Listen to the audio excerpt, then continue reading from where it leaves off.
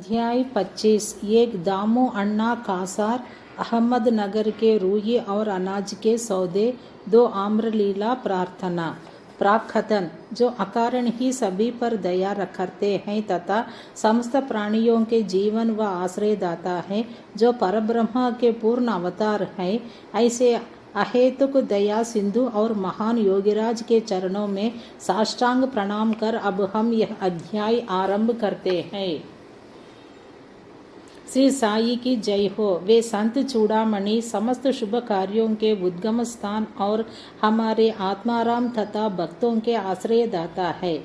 हम उन साईनाथ की चरण वंदना करते हैं जिन्होंने अपने जीवन का अंतिम ध्येय प्राप्त कर लिया है। श्री साई बाबा अनिर्वचनीय प्रेम स्वरूप है। हमें तो केवल उनके चरण कमलों में दृढ़ भक्ति ही रखनी चाहिए। जब भक्त का विश्वास दृढ़ और भक्ति परिपक्व हो जाती है तो उसका मनोरथ भी शीघ्र ही सफल हो जाता है। जब हेमत पंत तो साई चरित्र तथा साई लीलाओं के रचने की तीव्र उत्कंठा हुई तो बाबा ने तुरंत ही वह पूर्ण कर दी। जब उन्हें स्मृतिपत्र, नोट्स इत्यादि रखने की आज्ञा हुई तो हेमत पंत में स्फूर्ति, बुद्धिमत्ता, शक्ति तथा कार्य करने की क्षमता स्वयं ही आ गई। वे कहते हैं कि मैं इस कार्य के सर्वदा अयोग्य होते हुए भी श्री साई के शुभाशीर्वाद से इस कठिन कार्य को पूर्ण करने में समर्थ हो सका। फलस्वरूप यह ग्रंथ श्री साई सच्चरित्र आप लोगों को उपलब्ध हो सका, जो एक निर्मल स्रोत या चंद्रकांतमणि के ही सदृश है, जिसमें से सदैव साई लीला रूपी अमृत झरा करता है ताकि पाठकगण भी भरकर उसका पान करे। जब भक्त पूर्ण अंतःकरण से श्री साई बाबा की भक्ति करने लगता है तो बाबा उसके समस्त कष्टों और दुर्भाग्यों को दूर कर स्वयं उसकी रक्षा करने लगते हैं। अहमदनगर के श्री दामोदर सामल राम रास ने कासार की निम्नलिखित कथा उपर्युक्त कथन की पुष्टि करती है। दामू अन्ना। पाठकों को स्मरण होगा कि इन महाशय का प्रसंग 6वें अध्याय में शिरडी के रामनवमी उत्सव के प्रसंग में आ चुका है। ये लगभग सन 1895 में शिरडी पधारे थे, जबकि रामनवमी उत्सव का प्रारंभ ही हुआ था और उसी समय से वे एक जरीदार बढ़िया ध्वज इस अवसर पर भेंट करते तथा वहां एकत्रित गरीब भिक्षुकों को भोजन आदि कराया करते थे। दामू अन्ना के सौदे। रूही का सौदा। दामू अन्ना को बम्बई से उनके एक मित्र ने लिखा कि वह उनके साथ साझेदारी में रूई का सौदा करना चाहते हैं, जिसमें लगभग 2 लाख रुपयों का लाभ होने की आशा है। सन 1939 में मां नरसिम्हा स्वामी को दिए गए एक वक्तव्य में दामू अन्ना ने बतलाया कि रूई के सौदे का यह प्रस्ताव बम्बई के एक दलाल ने उनसे किया था, जो कि साझेदारी से हाथ खींचकर मुझ पर ही सारा भार छोड़ने वाला था। भक्तों के अनुभव भाग 11 पृष्ठ 75 के अनुसार दलाल ने लिखा था कि धंधा अति उत्तम है और हानि की कोई आशंका नहीं।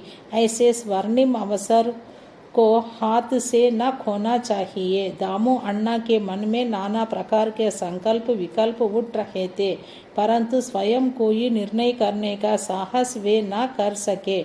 उन्होंने इस विषय में कुछ विचार तो अवश्य कर लिया, परंतु बाबा के भक्त होने के कारण पूर्ण विवरण सहित एक पत्र श्यामा को भेजा, जो उन्हें दूसरे ही दिन मिल गया, जिसे दोपहर के समय मस्जिद में जाकर उन्होंने बाबा के समक्ष रख दिया। श्यामा से बाबा ने पत्र के संबंध में पूछताछ की। उत्तर में श्यामा ने कहा कि अहमदनगर के दामू अण्णा कासार आपसे कुछ आज्ञा प्राप्त करने की प्रार्थना कर रहे हैं। बाबा ने पूछा कि वह इस पत्र में क्या लिख रहा है और उसने क्या योजना बनाई है। मुझे तो ऐसा प्रतीत होता है कि वह आकाश को छूना चाहता है। उसे जो कुछ भी भगवत कृपा से प्राप्त है वह उससे संतुष्ट नहीं है। अच्छा, पत्र पढ़कर सुनाओ। श्यामा ने कहा, जो कुछ आपने कभी कहा वही तो पत्र में भी लिखा हुआ है। हे देवा, आप यहाँ शांत और स्थिर बैठे रहकर भी भक्तों को उद्विग्न कर देते हैं और जब वे अशांत हो जाते हैं तो आप उन्हें आकर्षित कर किसी को प्रत्यक्ष हो तो किसी को पत्रों द्वारा यहाँ खींच लेते हैं। जब आपको पत्र का आशय विदित ही है तो फिर मुझे पत्र पढ़ने को क्यों विवश कर रहे हैं। बाबा कहने लगे कि श्यामा, तुम तो पत्र पढ़ो, मैं तो ऐसे ही अनापशनाप का बकता हूँ, मुझ पर कौन विश्वास रखता है। तब श्यामा ने पत्र पढ़ा और बाबा उसे ध्यानपूर्वक सुनकर चिंतित हो कहने लगे कि मुझे ऐसा प्रतीत होता है कि सेठ दामू अण्णा पागल हो गया है। उसे लिख दो कि उसके घर किसी वस्तु का अभाव नहीं है, इसलिए उसे आधी रोटी में ही संतोष कर लाखों के चक्कर से दूर ही रहना चाहिए। श्यामा ने उत्तर लिखकर भेज दिया, जिसकी प्रतीक्षा उत्सुकता पूर्वक दामू अण्णा कर रहे थे। पत्र पढ़ते ही लाखों रुपयों के लाभ होने की उनकी आशा पर पानी फिर गया। उन्हें उस समय ऐसा विचार आया कि बाबा से परामर्श कर उन्होंने भूल की है, परंतु श्यामा ने पत्र में संकेत कर दिया था कि देखने और सुनने में फर्क हुआ करता है, इसलिए श्रेयस्कर तो यही होगा कि स्वयं शिरडी आकर बाबा की आज्ञा प्राप्त करो। बाबा से स्वयं अनुमति लेना उचित समझकर वे शिरडी आए। बाबा के दर्शन कर उन्होंने चरण सेवा की, परंतु बाबा के सम्मुख सौदे वाली बात करने का साहस वे न कर सके। उन्होंने संकल्प किया कि यदि उन्होंने कृपा कर दी तो इस सौदे में से कुछ लाभांश उन्हें भी अर्पण कर दूंगा। यद्यपि यह विचार दामू अण्णा बड़ी गुप्त रीति से अपने मन में कह रहे थे, तो भी त्रिकालदर्शी बाबा से क्या छिपा रह सकता था। बालक तो मिष्टान्न मांगता है, परंतु उसकी माँ उसे कड़वी औषधि देती है, क्योंकि मिठाई स्वास्थ्य के लिए हानिकारक होती है और इस कारण वह बालक के कल्याणार्थ उसे समझा बुझाकर कड़वी औषधि पिला दिया करती है। बाबा एक दयालु माँ के समान थे। वे अपने भक्तों को वर्तमान और भविष्य जानते थे, इसलिए उन्होंने दामू अण्णा के मन की बात जानकर कहा कि बापू, मैं अपने को इस सांसारिक झंझटों में फंसना नहीं चाहता। बाबा की अस्वीकृति जानकर दामू अण्णा ने यह विचार त्याग दिया। अनाज का सौदा। तब उन्होंने अनाज, गेहूं, चावल आदि अन्य वस्तुओं का धंधा आरंभ करने का विचार किया। बाबा ने इस विचार को भी समझाकर उनसे कहा कि तुम रुपये का 5 शेर खरीदोगे और 7 शेर को बेचोगे, इसलिए उन्हें इस धंधे का भी विचार त्यागना पड़ा।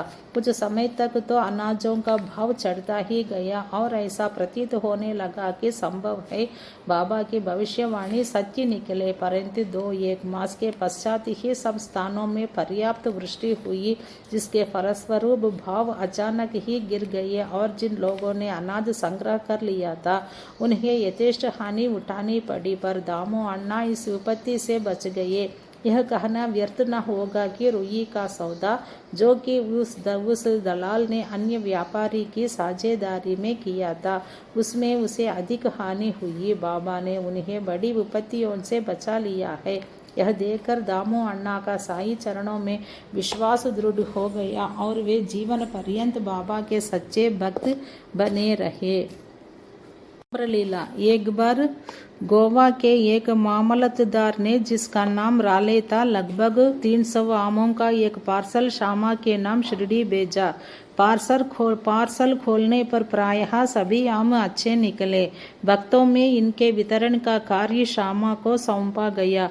उनमें से बाबा ने 4 आम दामू अण्णा के लिए पृथक निकाल कर रख लिए।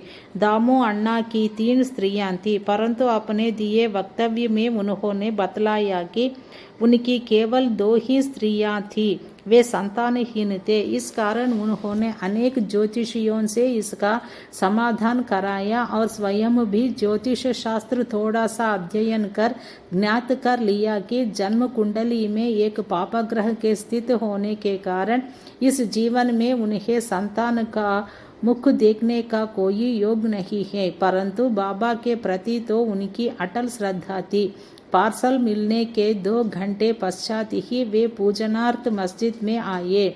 उन्हें देखकर बाबा कहने लगे कि लोग आमों के लिए चक्कर काट रहे हैं, परंतु ये 2 दामों के हैं, जिसके हैं उन्हीं को खाने दो और मरने दो।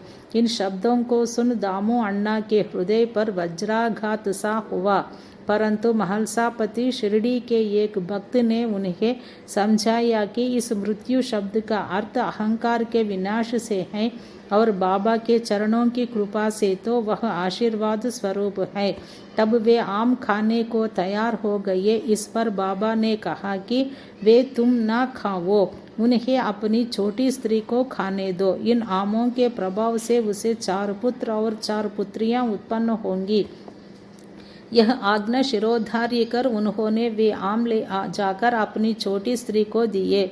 धन्य है श्री साई बाबा की लीला, जिन्होंने भाग्य विधाता पलट कर उन्हें संतान सुख दिया। बाबा की स्वेच्छा से दिए वचन सत्य हुए, ज्योतिषियों के नहीं। बाबा के जीवन काल में उनके शब्दों ने लोगों में अधिक विश्वास और महिमा स्थापित की, परंतु महान आश्चर्य है कि उनके समाधिस्थ होने के उपरांत भी उनका प्रभाव पूर्ववत ही है। बाबा ने कहा कि मुझ पर पूर्ण विश्वास रखो, यद्यपि मैं देह त्याग भी कर दूंगा, परंतु फिर भी मेरी अस्थियां आशा और विश्वास का संचार करती रहेंगी। केवल मैं ही नहीं, मेरी समाधि भी वार्तालाप करेगी, चलेगी फिरेगी और उन्हें आशा का संदेश पहुंचाती रहेगी।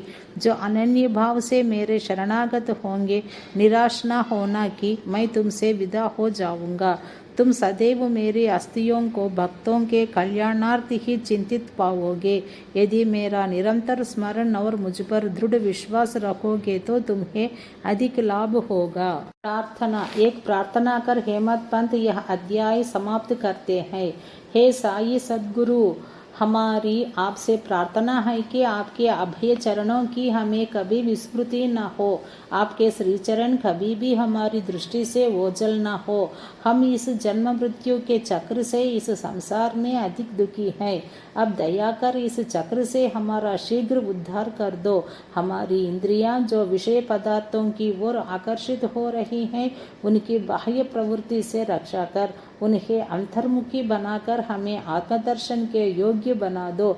जब तक हमारा इंद्रियों की बहिर्मुखी प्रवृत्ति और चंचल मन पर अंकुश नहीं है, तब तक आत्म साक्षात्कार की हमें कोई आशा नहीं है। हमारे पुत्र और मित्र कोई भी अंत में हमारे काम न आएंगे। हे साई, हमारे तो एकमात्र तुम ही हो जो हमें मोक्ष और आनंद प्रदान करोगे। हे प्रभु, हमारी तर्क वितर्क तथा अन्य कुप्रवृत्तियों को नष्ट कर दो। हमारी जिह्वा सदैव तुम्हारे नामस्मरण का स्वाद लेती रहे। हे साई, हमारे अच्छे बुरे सब प्रकार के विचारों को नष्ट कर दो। हे प्रभु, कुछ ऐसा कर दो कि इससे हमें अपने शरीर और गृह में आसक्ति न रहे। हमारा अहंकार सर्वदा निर्मूल हो जाए और हमें एकमात्र तुम्हारे ही नाम की स्मृति बनी रहे तथा शेष सबका विस्मरण हो जाए। हमारे मन की अशांति को दूर कर उसे स्थिर और शांत करो। हे साई, यदि तुम हमारे हाथ अपने हाथ में ले लोगे तो अज्ञान रूपी रात्रि का आवरण शीघ्र दूर हो जाएगा और हम तुम्हारे ज्ञान प्रकाश में सुखपूर्वक विचरण करने लगेंगे। यह जो तुम्हारा लीलामृत पान करने का सौभाग्य हमें प्राप्त हुआ तथा जिसने हमें अखंड निद्रा से जागृत कर दिया है, यह तुम्हारी ही कृपा और हमारे गत जन्मों के शुभ कर्मों का ही फल है। विशेष इस संबंध में श्री दामू अण्णा के उपरोक्त कथन को उद्धृत किया जाता है, जो ध्यान देने योग्य है। एक समय जब मैं अन्य लोगों सहित बाबा के श्री चरणों के समीप बैठा था, तो मेरे मन में 2 प्रश्न उठे। उन्होंने उनका उत्तर इस प्रकार किया। एक, जो जनसमुदाय श्री साई के दर्शनार्थ शिरडी आता है, क्या उन सभी को लाभ पहुंचता है? इसका उन्होंने उत्तर दिया कि बौर लगे आम वृक्ष की ओर देखो।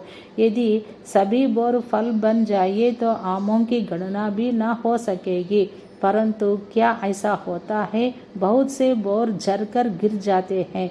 कुछ फले और बड़े भी तो आंधी के झकोरों से गिरकर नष्ट हो जाते हैं और उनमें से कुछ ही शेष रह जाते हैं। 2, दूसरा प्रश्न मेरे स्वयं के विषय में था। यदि बाबा ने निर्वाण ले लिया तो मैं बिल्कुल ही निराश्रित हो जाऊंगा, तब मेरा क्या होगा? इसका बाबा ने उत्तर दिया कि जब और जहाँ भी तुम मेरा स्मरण करोगे, मैं तुम्हारे साथ ही रहूंगा। इन वचनों को उन्होंने सन 1918 के पूर्व भी निभाया और सन 1918 के पश्चात आज भी निभा रहे हैं। वे अभी भी मेरे ही साथ रहकर मेरा पथ प्रदर्शन कर रहे हैं। यह घटना लगभग सन 1910 से 11 की है। उसी समय मेरा भाई मुझसे पृथक हुआ और मेरी बहन की मृत्यु हो गई। मेरे घर में चोरी हुई और पुलिस जांच पड़ताल कर रही थी। इन्हीं सब घटनाओं ने मुझे पागल सा बना दिया था। मेरी बहन का स्वर्गवास होने के कारण मेरे दुख का पारावार न रहा और जब मैं बाबा की शरण गया तो उन्होंने अपने मधुर उपदेशों से मुझे सांत्वना देकर अप्पा कुलकर्णी के घर पूरन पोली खिलाई तथा मेरे मस्तक पर चंदन लगाया। जब मेरे घर चोरी हुई और मेरे ही एक 30 वर्षीय मित्र ने मेरी स्त्री के गहनों का संदूक जिसमें मंगलसूत्र और नथ आदि थे चुरा लिए, तब मैंने बाबा के चित्र के समक्ष रुदन किया और उसके दूसरे ही दिन वह व्यक्ति स्वयं गहनों का संदूक मुझे लौटाकर क्षमा प्रार्थना करने लगा। श्री सद्गुरु साई नाथार्पणमस्तु। शुभम भवतु।